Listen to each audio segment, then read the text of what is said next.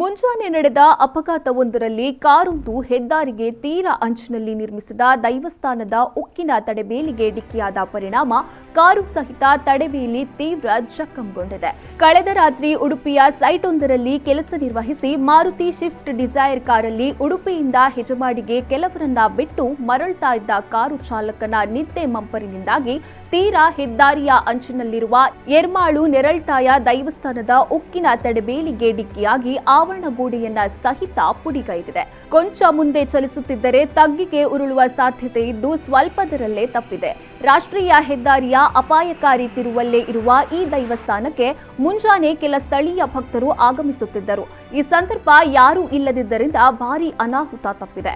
ಈ ಹಿಂದೆಯೂ ಕಾರೊಂದು ದೈವಸ್ಥಾನ ಆವರಣದೊಳಗೆ ನುಗ್ಗಿದ್ದನ್ನ ನೆನಪಿಸುತ್ತಿದ್ದಾರೆ ಸ್ಥಳೀಯರು. ಕಾರಿನಲ್ಲಿ ಚಾಲಕನೋರ್ವರೇ ಇದ್ದು ಅಪಾಯದಿಂದ ಪಾರಾಗಿದ್ದಾರೆ.